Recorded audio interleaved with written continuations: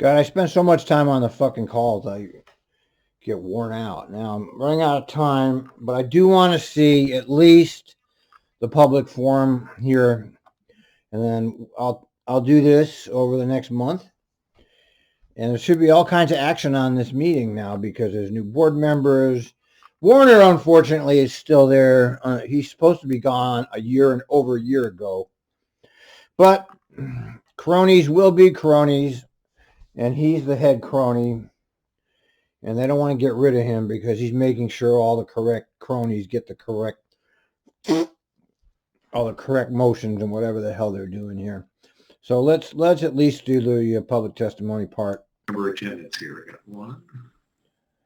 Hello, everyone. Lori, I was thinking also from Greg Mosier's standpoint to do it earlier than later. Can't stand Simmons.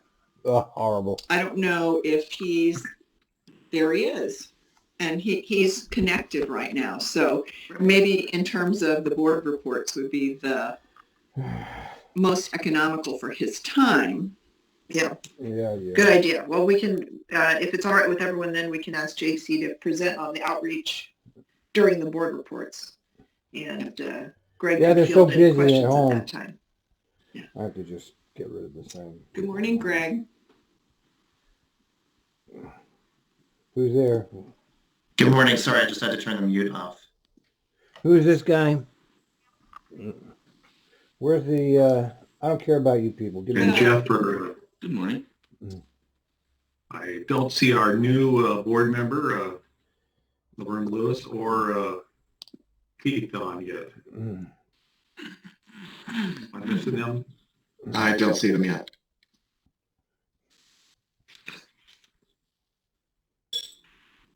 Well, where are they? Hurry up, move it. Come on, move this show on the road. All right, move it up, move it along. I got Laverne. Move it along. Fellas. Good morning, President Warner. Oh, Wazzy. Well, I know that the staff is working with our with both the Director Edwards and Wade to try to figure out how to get them in here. But I think we ought not delay the public forum, or we will be here for a longer time than I think many of us have available here this morning. So what I'm going to do is start with begin the public forum, and for anybody who's not participated before with the board, this is an opportunity. We provide 45 minutes before every before every meeting to allow individuals to comment on items that are on the board agenda today or other issues of concern with Trimet. The individuals are limited to 2 or 3 minutes. I understand, Jeff, we're around 8. Is that what we have this morning? Yes, we have 9. Have 9. With 9, we should be able to give everybody a full 3 minutes and allow everybody the time to participate. Go away, Warner! You've been here long enough. Can you please go away? Will you please leave us in peace? Go with your buddy Kelsey and get the hell out of here already. Tired of you. We need somebody new in there. It's fairly simple for them to provide the testimony. If people want to provide information to the board that's longer than 3 minutes, we would encourage you to send any testimony to boardtestimony@trimet.org. And I would note that we have received a number of messages that were included in our packet from individuals dealing with union negotiations. Yeah, they should just be called board track. Send your testimony so we can disregard it, because I don't remember anything. Okay, they left the goddamn, what did they left? One of the, what was it? It was Skidmore Station open. They gave one group of public people something, and nothing else that I can remember they've done in terms of public testimony. Negotiations with the transit line changes route changes that we have on the agenda later. And I will also point out for anybody who wants to talk about the line changes, the route changes we have later on the agenda. This is our first reading of an ordinance today, and I will also open a public hearing on that specific issue if you want to wait around. Yeah, wait around for hours. No, nobody wants to wait around. Testimony. So with that, I'm going to go to the first person. Jeff, if you would call on them, please, and open their mic. Yeah, the first person I have is Doug Allen, and first Doug I have Allen. a timer for us today. Excellent. Can you Okay, verify good, thank you. you see He's it? very good. Let me write this down. Can you see that? I don't. Oh, I'm sorry, I have to turn the video back on. There's no timer slide. Heaven forbid, you should give them more than 3 minutes. Can you see that now? Yes. Perfect. Okay. So I'll reset that. All right, Doug, I'm unmuting your mic. Thank you, President Warner and directors, and welcome new director, Dr. Lewis. My testimony relates to Ordinance 363, the crop changes, but I'd like to give my testimony now, and that way perhaps the staff presentation could respond to some of my, Look at this. I got some of my time. testimony. Thank you, Doug. That's very helpful. God damn it. Yes, so my name is Doug Allen, and I'm testifying today regarding Ordinance 363. I object to the decommissioning of the Hollywood Transit Center and the removal of lines 66, 75, and 77. As a member of the Banfield Transitway Citizens Advisory Committee, which advised the planning of the original light rail line in this region, I am aware of the thought and consideration that went into developing the Hollywood Transit Center as a convenient transfer location for passengers. Among those considerations was eliminating the need for transferring passengers to cross streets with heavy traffic. The final design of the Hollywood Transit Center involved various compromises, including lack of an elevator up to the level of the pedestrian bridge that accesses the MAX station. Unfortunately, Trimet has now chosen not to address that problem with an elevator or a ramp for buses, but to make transfers more difficult and hazardous by removing buses entirely from the transit center, making it a non-transit center. Ordinance 363 Exhibit A is unclear and possibly misleading, as it claims that Line 75 will be served on Halsey. The map on Trimet's website shows the southbound stop to be on Northeast 42nd Avenue, not Halsey. And while it shows a stop for northbound Line 75 service on eastbound Halsey, the location prior to a left turn seems highly questionable. You may not know that currently Trimet has a restroom facility for bus operators in the transit center. Additionally, because Line 75 in particular has schedule reliability problems due to its length, a bit of extra time in the schedules allows buses that arrive ahead of schedule to pause briefly so that they depart on time. This will not be possible for buses that stop on 42nd or Halsey, and bus operators will lose the restroom opportunity. Also, the discussion of Title VI equity analysis refers to a Title VI service equity analysis report, but that report isn't available among the materials for this meeting shown on the Trimet website. Furthermore, the discussion seems to have nothing to do with Ordinance 363 and instead refers to Ordinance 359 from March 2020, and it refers to line 47, which isn't among the routes changed by Ordinance 363. In any case, any analysis of the changes to lines 66, 75, and 77 would show that they negatively affect your riders. I urge you to reject these changes. Thank you very much. Yeah, it's one of the more outrageously horrendous acts of a technocracy who's disconnected from the actual citizens to do this. And remember what this is for. This is for the developers. They're doing this for the developers. So what you have is a neoliberal agency, Trimet, which is a neoliberal agency by every definition of neoliberal, which means public funds for private profit. So what they're doing all this, they're inconveniencing their public, they're changing this so that a developer can put a building over there and make money. So it's horrendous, it's unconscionable. It's about what you expect from our government now. I mean, if you expect anything from our government to help people, you are not paying attention. Everything in our government now is how can we steal from the people for the elites. And every single aspect of our government, all the way from the federal, the state, the county, all the way down to Trimet, it's the same fucking story. So, I mean, we've lost control of our government at every single level.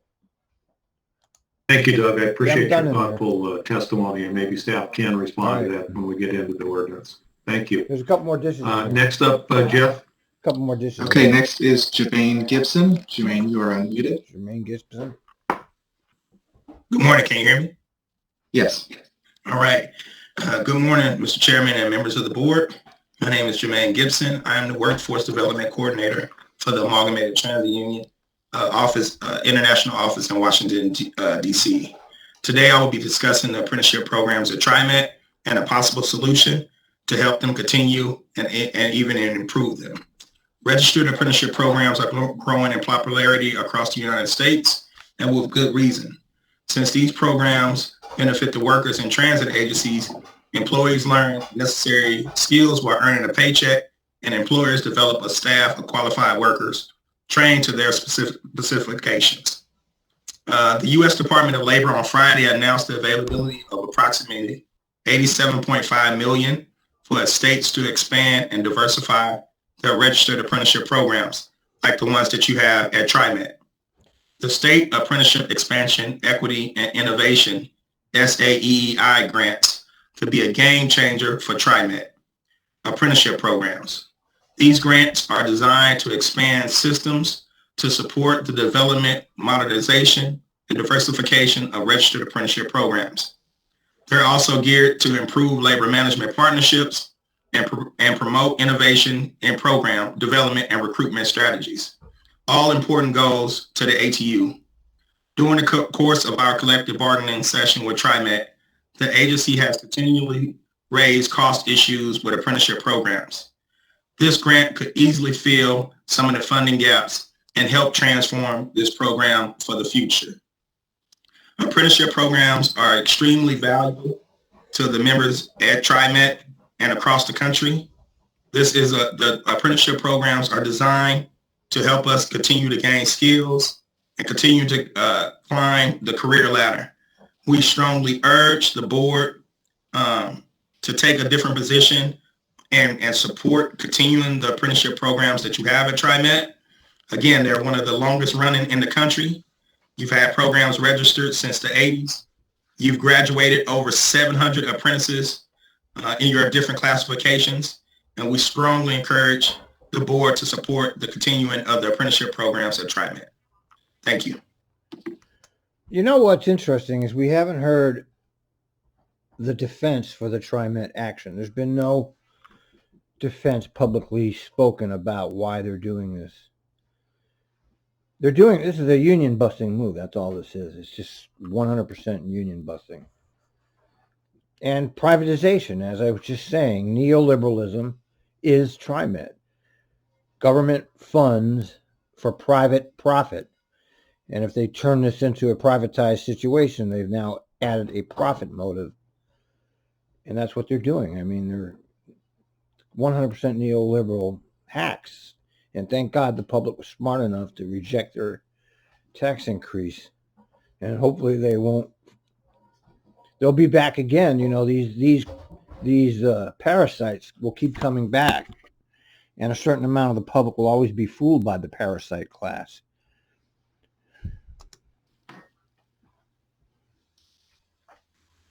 Thank you, Jermaine. I appreciate your comments. Jeff, next on the list. Okay, next on the list is Bill Bradley. Bill, you're unmuted. Thank you, Jeff. Board President Warner, assembled members of the Trimet Board, Mr. Sanders Sue, Trimet staff, and the listening public. My name is Bill Bradley, and I'm Executive Board Officer with ATU 757. I want to start my testimony by acknowledging the members of the Trimet Board that responded to my outreach. My team and I enjoyed our conversations with you, and we hope that you found the conversation productive and informative. I also want to continue to extend my offer to the couple of board members here that have not yet made the connection with us. My team and I are still looking forward to speaking with you directly. Board President Warner, I must respond to your March 17th email response to my outreach. This response was so full of blame shifting, disinformation, and lies that it could only have been written by an individual intoxicated on the Trimet Kool-Aid, an individual that actually mixes the batches himself. I have seen this language before. Your lead negotiator, Laird Cusack, has used this language with Governor Brown, Congressman Blumenauer, Congressman DeFazio, and others. Bruce, it's truly an embarrassment that you would allow yourself to be used as a sock puppet to spread Laird Cusack's myopic view of hardworking TriMet employees. No, it's not surprising at all. That's what Warner's role is. His role is to front for the executive parasites. This is a culture of parasites, all of them here.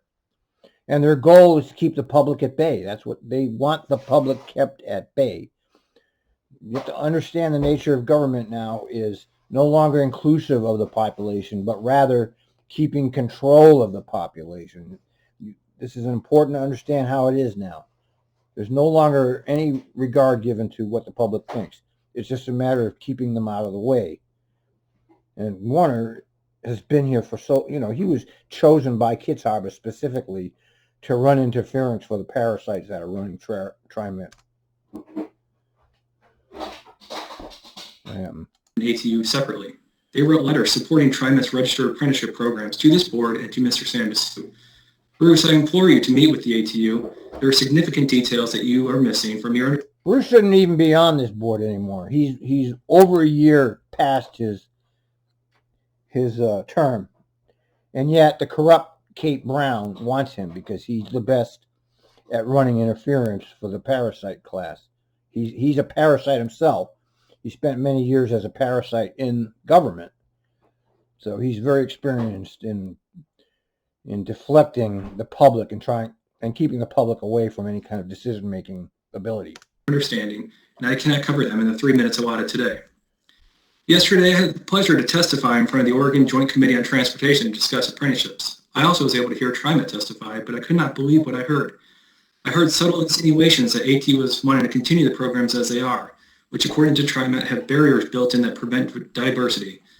Let me put on the record, ATU believes in promoting diversity and increasing equity full stop. We will work tirelessly to achieve these outcomes. Trimet is solely responsible for hiring. Half of each class of apprenticeships are hired from outside of Trimet. The other half are filled with current Trimet service workers, which again, Trimet hired to be service workers. If the board is unsatisfied with diversity and equity metrics, hold Trimet management accountable. Do not take it out on the workers. I also heard Trimet claim graduating apprenticeships are afraid of cold wind. The Trimet apprenticeships do not know what a wrench is. All these comments disparaging their own workforce. It's unbecoming. ATU has heard various shifting arguments from Trimet staff as to why they think the apprenticeships must be shut down. One argument was diversity. Even after Oregon Labor Commissioner Val Hoyle testified to this board in December 2019 that, quote, Trimet's apprenticeship programs are among the most diverse in the state of Oregon, unquote. Trimet, Trimet has raised costs even after ATU, working with transit agencies apart, partners across the state lobbied to allow stiff dollars to be used to preserve service and programs in the spring of 2020. While we did not work directly with Trimet on this initiative, Trimet has indicated it would use $40 million of stiff funds to this end. The federal government has also pledged over $370 million to Trimet in response to COVID-19. President Biden's American Rescue Plan will further push this federal relief to over $500 million. Let me say that again. Trimet will have received over $500 million on top of their regular federal funds in the last year. Cost cannot be the issue, but if it's training costs specifically, ATU has you covered there as well. The U.S. Department of Labor has announced a new opportunity, the State Apprenticeship Expansion, Equity, and Innovation Grants. This grant can potentially bring in $10 million of federal funds to modernize these programs, fix the problems identified in the TRC engineering report, a report that Trimet paid over six figures for, then buried when it did not serve their narrative. Trimet didn't show the results with ATU for over 6 months. We bargained over these apprenticeships. Back to this game-changing grant opportunity, Bully wants to apply for these funds for Trimet, but Trimet must commit to continuing these programs. The deadline is tight. Applications for this grant must be in by April 26th. Mr. Bradley, I'm going to to have to ask you to make this happen. Put a motion on the floor directing... Thank you. No. Jeff, if I could go to the next speaker, Can we get rid of Warner? Yes, next up is Jim Howell. Oh, okay. Jim, you're on. Chairman Warner, Board of Directors. My name is Jim Howell. I'm here speaking for AORTA, the Association of Oregon Rail and Transit Advocates.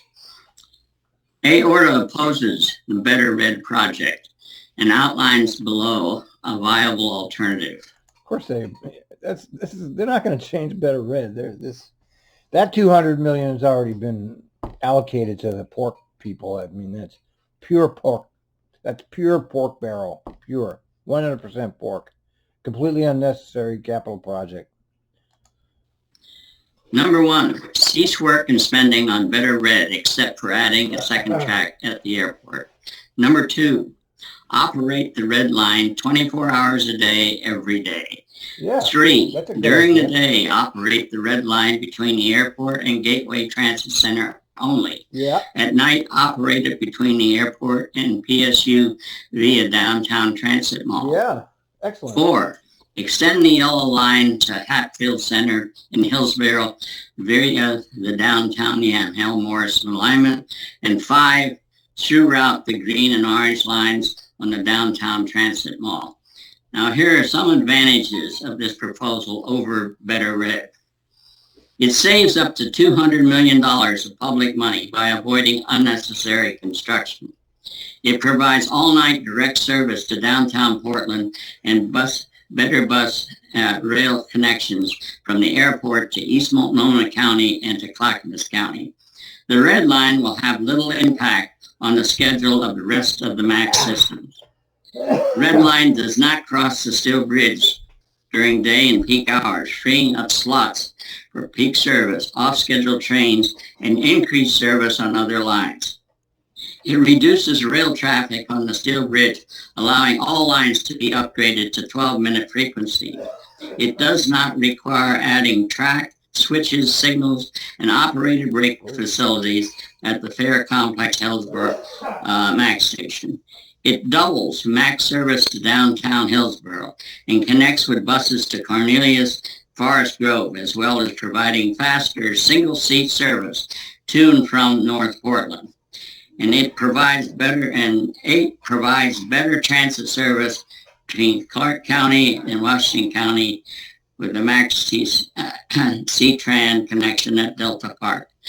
And that summarizes my testimony. Thank you, Jim. I will point out we do. That was brilliant. That was all brilliant, logical, simple, doable. And this guy, Jim Howell, used to be a planner over there in Trimet in the 70s and 80s. Yeah, the Better Red is really, who decided to do that? They never asked anybody. That's just 100% pork barrel. We have, I think, a copy of written testimony in our packets today, too. Appreciate your time. Warner's a fake liar. I also have some graphics with that. I'm sorry, Jim, what was that? Nice try, Jim. But these people are not going to do any of it. You're wasting your time, but I appreciate your comments. Some graphics with what I sent to you. I can't always show it to you here. Great. Okay. Thank you very much. Like you care. Jeff, you want to go on to the next speaker? Okay, next speaker is Brett Horner. Brett, you are unmuted. Brett Horner. Brett, are you there? Hello, Brett. No Brett. Oh, maybe that was the guy that couldn't get through. He was. Brett, I'm going to try and unmute you one more time. Look, there's Ozzy. He's talking to somebody. Who are you talking to, Ozzy? You're not paying attention. I don't think we can get Brett's audio, unfortunately. Okay. Maybe you can sign back in and we can get back to him if he comes back. Okay. All right, let's go on to the next one then. Okay, next up is Shirley Block. Shirley, you're unmuted. Good morning, President Warner and the Trimet Board. I've been coming here for over a year, and I want to speak on the apprenticeship program. I, too, was in that legislative meeting yesterday, and I was totally disappointed in Trimet's respark about the apprenticeship program and how it literally embarrassed the employees, how they feel like they are not smart enough to do the job, they can't be trained, or they flip around from job to job, which is not true. We settled that in the last contract, and you failed to admit that. We have been working and asking, and we have politicians sending letters to you to try to improve the apprenticeship program. We're here to help. You shouldn't throw it out and just say no to it. You need to give your employees the opportunity to move up on the job. Don't disrespect your employees. As one person cannot run Trimet, especially one person who has been kicked out of other organizations, and you have brought him in here to destroy your employees. The morale around this company is in the toilet. It can be fixed. You have people here that are willing to leave. Not only are union people leaving, management people are leaving, and that is for a reason. And I know, President Warner, you are on your way out to a happy land someplace else, but do not destroy this company.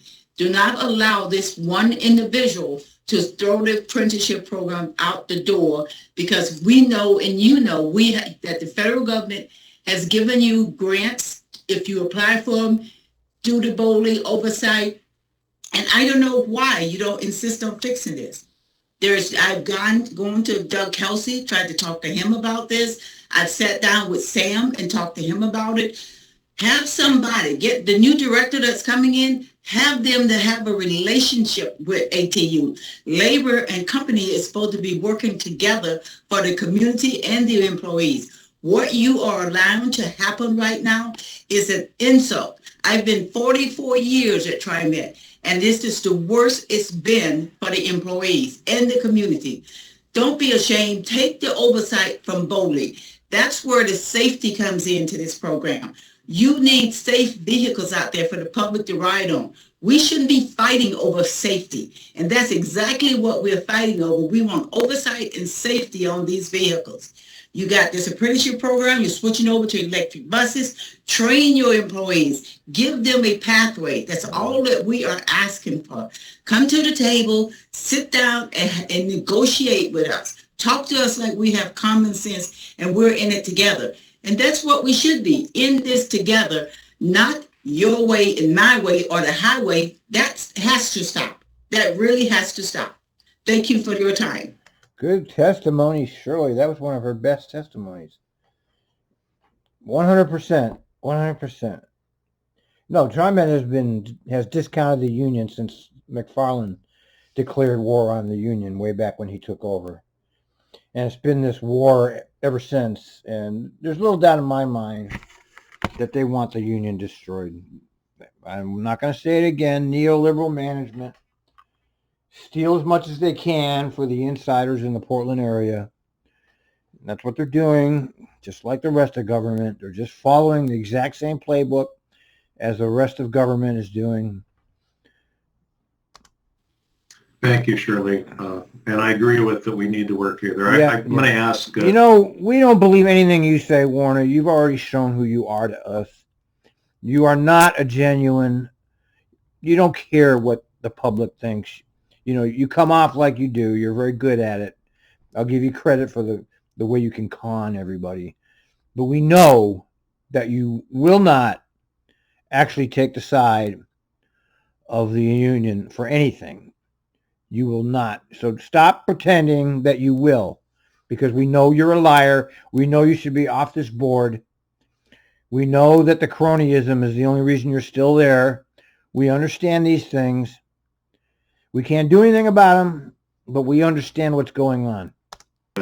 Our interim general manager give us an update of where we are in the labor negotiations, and I may have some comments on that. Sure. Jeff, next speaker. Okay, next up is Tristan Isaac. Oh, he's excellent. Tristan, you're unmuted. Hello, can you hear me? We can. Yes. Awesome. Well, first off, my name is Tristan. I'm here representing Bus Riders Unite.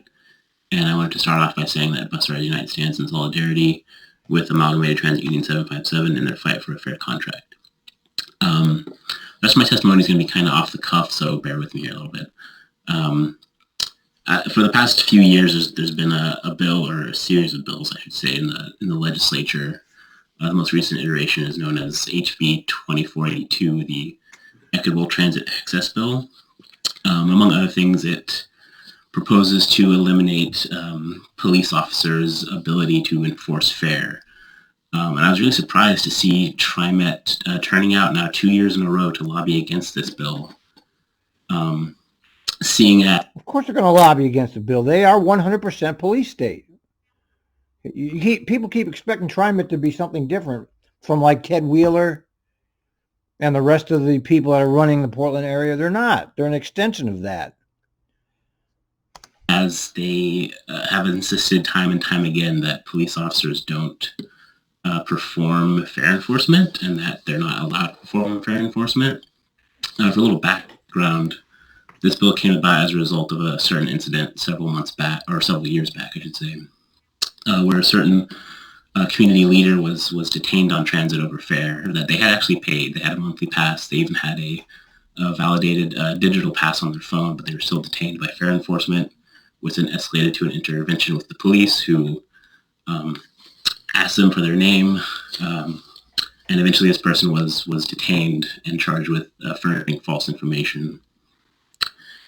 And again, as a result of that incident, Trimet, committed to various measures to sort of decouple their fair enforcement from police involvement. And so I can't quite find the onion here. Like, if Trimet, as they have insisted, don't want or don't have police officers performing fair enforcement, why then are they turning out lobbyists to lobby against this bill? Like, if that... He's got you there. He's got you there. Why are you against the bill? He's got you. That's what y'all want. Like, let's do it. Let's make it official. Let's put a ring on it. You know what I mean? Let's get it. I don't. Oh, Ozzy. I don't understand. Tristan, they're liars. Okay, they lie. They are liars. They lie with straight faces. Who are Trimet's government affairs people taking their marching orders from, and who authorized them to go to legislature and make these decisions? And so I guess in closing, I'd just like to see in the future maybe less lobbying on Trimet's part against legislation that protects people's civil rights, and maybe more lobbying for maybe busting up the Highway Trust Fund and getting more money for transit and other sorts of things that would lead us towards the fairless transit system that we all deserve. Thank you. Yeah, well, you're right. Of course, Tristan's very good. I read his Twitter feed. He's one of the better Twitter feeds. He's right, but you have to understand, Trimet is just a governmental unit, and these governmental units are all controlled from above, okay? These policies are all controlled from a higher authority, and they implement them on a local level. This is New World Order, all right? Don't you see what's happening here? The fucking empire is putting its final clamps down on the citizens. Okay, we're done as a free people. We're done. It's over. And it should be pretty obvious to anybody who's paying attention what's happening. Unlimited police brutality without consequence. Lots of baloney talk from these so-called leaders about how they're going to change things. Nothing ever changes. It's just getting worse. The rich are richer than ever. The poor are dying and nobody cares. And this is how it's going, man, okay? These board people don't care about you, and they don't care about me. They're there to support the staff, and the staff is getting its marching orders from another authority above them. Thank you, Tristan. Jeff?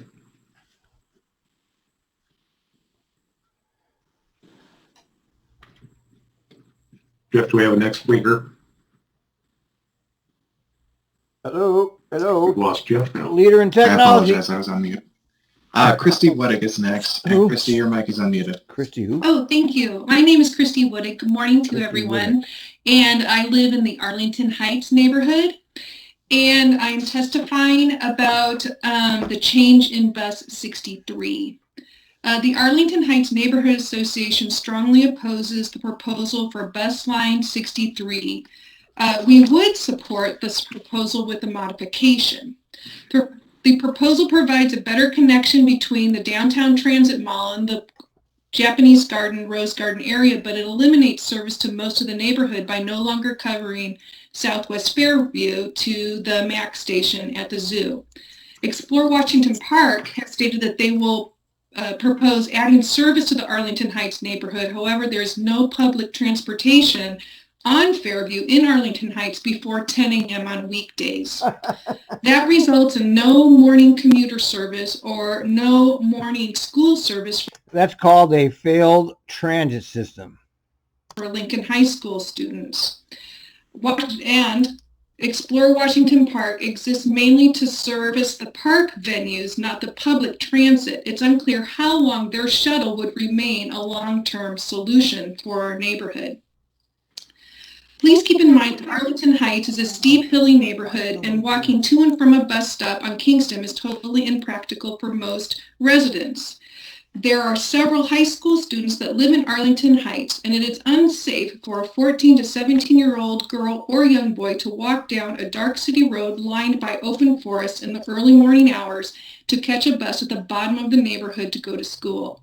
There are no options for students to get to school. Those that can drive can't park at Lincoln High School.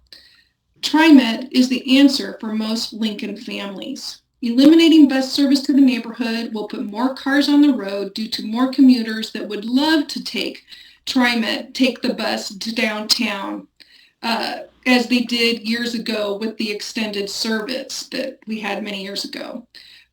This new route will inhibit the citizens' use of Trimet.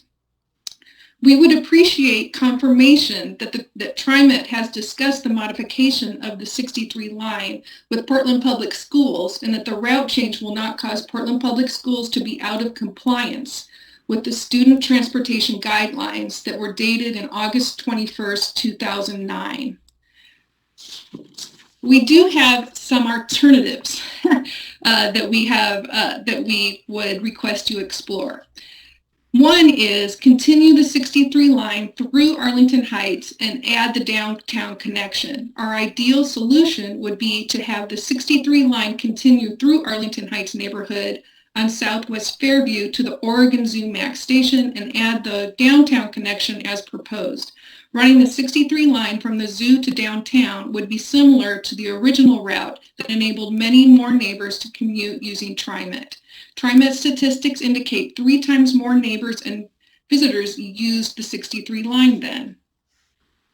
Another option, route the 63 line straight up through the neighborhood and eliminate the Rose Garden circuit because that will already be served by the, sorry, I looked at the time, by the Washington Park shuttle. And the third one is to provide something just in those early morning hours before 10 a.m. for those commuters that want to go to downtown and for the high school students, and either extend it for those couple hours or provide a small commuter bus to get everyone where they would like to go. Thank you. Sorry, I ran. Thank you. That's all right. I'm glad you noted the time. Thank you very much. Oh, God, get rid of it. Yeah. Okay. Our last speaker is Kurt Krager. Kurt, you're unmuted. Thank you very much. Can you hear me, Chair? We can. Excellent. Thanks so much. My name is Kurt Krieger. Good morning, Chairman Warner, members of the board. I am Executive Vice President of a nonprofit named Bridge Housing. Bridge Housing was created 38 years ago in San Francisco to help people with affordable housing, and early on began developing transit-oriented development in the Bay Area in partnership with BART. Some of our projects emblematic of our work include the MacArthur Station, which is in Oakland. We are also underway at River Place with a 2-phase project. When completed, it will be 380 affordable housing units on the Portland streetcar line. You may already know our work at the Vera, which is a 202-unit, 13-story building, which was completed in 2019, in 2020, and leased up this last year. Bridge is speaking in support of the route changes to 66, 75, and 77 contemplated in Ordinance 363. And I'd like to give you a quick reason why. Bridge was identified as a preferred partner by Trimet after a competitive process that contemplated the redevelopment of the project. Oh, he's making money on it, so of course he's supporting it. He's making money on the whole Hollywood thing, so of course he's going to support it. Hollywood Transit Center. The Hollywood Transit Center was identified as having been now 40 years old. suffering from some obsolescence, i.e. the transit platform is not fully handicapped accessible to meet current standards. The power infrastructure is now aged and needs replacement. And the increasing use of large, long bicycles has created more and more bike ped conflicts at the platform and at the various points of transfer to get on and off the bus.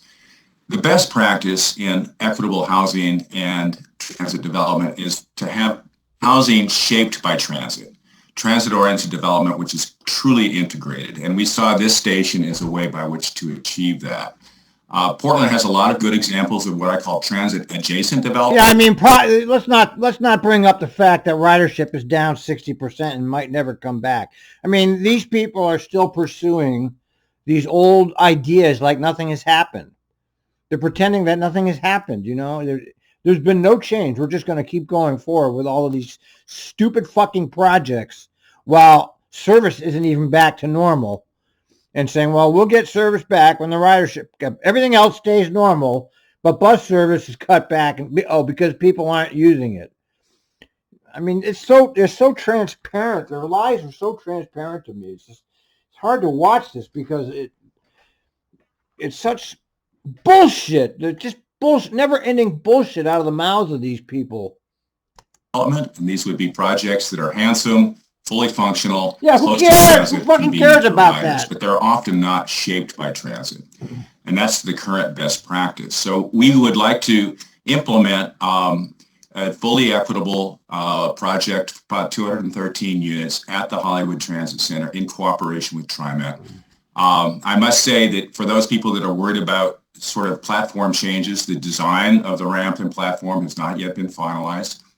And a number of options are being examined, and they will be fully publicly vetted. Bridge is prepared to move forward in 2021 to assemble the necessary public financing and resources to build this particular project. And the routing of 66, 75, and 77 facilitate this best practice development. I'd be happy to respond to any questions you might have. Yeah, right. Well, thank you very much for your comments. You win because you already got your way. Your proposals. I think we're excited about the redevelopment of that station. Yeah, of course you are, because you don't care about riders. Did Brett Horner ever was able to participate? Let me go back to him.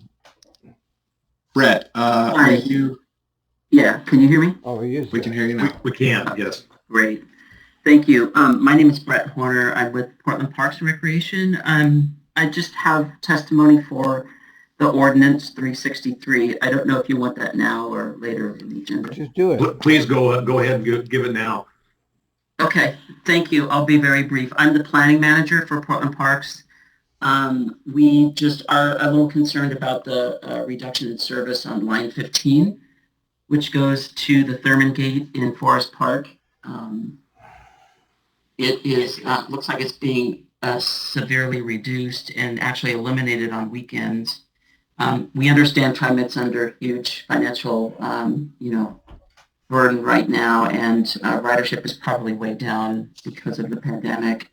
But we would like you to consider upping the service that you're planning. And also have it available on weekends. Right now, it's every 30 minutes, so that's pretty good service. It's very important to have a transit alternative to get to Forest Park from an equity standpoint and from folks that don't have vehicles. So we just would like you to consider first of all, our preference would be just keeping the current service. If that's not doable, can we expand it a little bit more than what you've got planned, and maybe have a temporary reduction for a year or so and see how ridership goes. But thank you for your consideration. Well, very nice. No, Brett, thank you very much for your consideration. I know I was out there looking at that line just yesterday, understanding kind of the safety issues. I know that staff is looking at alternatives to address some of the concerns, but we have a number of comments and emails from folks who are very concerned about the same thing you are. So thank you for bringing that up. Like that's going to matter. So, thank you. does that conclude our speakers this morning? I have a hand that's going up and down. Who is it? I'd like to check with them if that's okay with you. Please do. So, Kate. Look at you. Hi. You're unmuted. Yes. Yeah, I can testify quickly. Okay, go ahead. Please go ahead, yes. So my name is Kate Firetag. I am also testifying in opposition of the changes to the Line 15 Thurman branch. I'm a neighbor in the area and pre-pandemic used the line to commute with my young daughter. So one of the issues that I would also point out is that the service that is proposed cuts the line from our sort of neighborhood shopping area. It reroutes us to 18th and 19th. It also doesn't go downtown, so commuters can't get downtown. What? Can't get to what are they doing our sort of shopping districts on 23rd and 21st. What are they doing? What do you mean?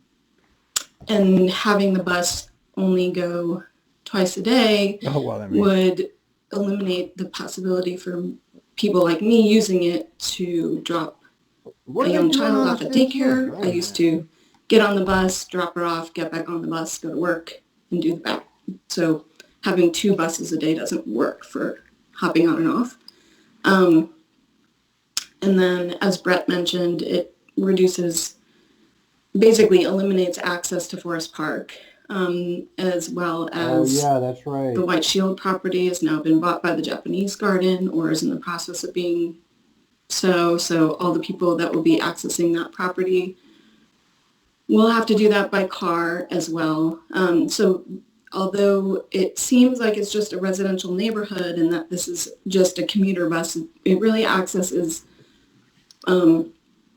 things at the end of this line that should be accessible to the whole city. Forest Park being not a neighborhood park at all, it is a citywide park. And then the Japanese Institute is also going to be a citywide resource for people visiting for lectures and workshops, as well as a full staff of people using that property every day.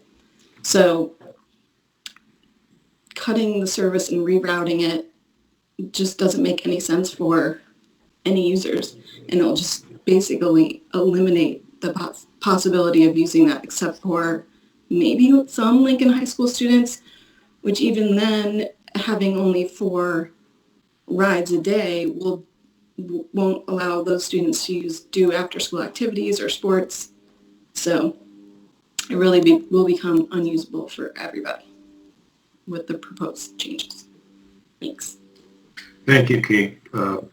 Again, there's a lot of other people who feel the same way you do. And as I said, staff is taking a look at that. And we will not be taking any final action on this today, but we will be hearing a report from staff. So if you can stick around and listen, that would probably be helpful. But if not, I'm sure you'll be brought up to speed. Thanks again. So Jeff, is that it now? That is it. All right, stop this crap and let's. I'm taking a closer look at the 15. I didn't realize what they're doing here, but listen to this. We're proposing to move the Line 15 off Salmon Street to Southwest Alder to reduce travel time and make the route easier to understand. So, easier to understand for ride. What, after fucking 50 years, you're going to make that's after 50 years. I don't know how many years 15 has been running, but it was running when I started in Trimet in 1996. 2000, so I know that this route has been on this configuration for decades, and they're going to make it easier for riders to understand. Okay, we know that's bullshit, right? That's just bullshit. So they're going to take it off Salmon and move it to Alder. So that means they're going to cut off all the stops that were along 2nd Avenue there. Remember, you used to go down Salmon, turn left on 2nd, I believe. And there were some stops on 2nd, and then it went over the bridge. So they're going to cut that whole thing out. Well, if you're a driver, that's good for you. If you're a rider, not so good. And I can imagine the confusion when people don't realize that it's being moved from Salmon to Alder. Now, to better match bus service with demand and provide easier turns at Northwest Thurman and Gordon will separate the Thurman section from the rest of Line 15. A new line with shorter buses will serve the existing stops on Thurman, 19th, 18th, and Providence Park. Line 15 will continue to serve 23rd with regular buses. Based on public feedback, we'll serve Thurman with 2 morning rides and 2 afternoon rides. Okay, so the speaker was right. That Thurman loop has now been eliminated for all practical purposes. Anybody that lives down on Thurman will have to go out to Vaughan or out to 23rd. That's a damn shame, you know, anytime they cut back service like that, it's just a damn shame. Yeah, well, you know, I have a lot of respect for the people that take their time to talk to these sock puppets who are there strictly to support the staff. They're not there for you. They're there for the staff. They're not there for you. I've never seen them actually do anything productive with public testimony. You're basically wasting your time. But the law says I have to take public testimony, so they take it. And you can see how Warner is with it. He won't give you even one more. And, you know, Warner's got to go, and we're stuck with him. April, 2 more months, and finally maybe even 3 more months. You know, we need him off of the board. I remember when Kitzhaber, that disgraced hack, threw off Van Beveren and installed Warner. He installed Warner as the chairman of the board. He had no experience on the Trimet board, and they put him in there to take over the chairmanship without ever being on the board. This is a crony capitalist system. It's a pork barrel for the insiders of Portland, just like the rest of the government in Portland. And they don't operate for you, okay? They operate for the convenience of themselves. They're unaccountable, unelected. Not that being elected will change anything, because it always seems we end up with the worst people in elected offices. And it's unfortunate. It's unfortunate that everybody suffers as a result of these neoliberal technocrats and their sock puppet board. Year after year after year, it's just been nothing but downhill since the departure of Fred Hansen, and it just gets worse every year. And they don't care. They don't use the system. They don't care about the drivers. They don't care about the riders. They don't care. I mean, all they care about is the pork. And as long as that pork keeps being funneled out, things will continue.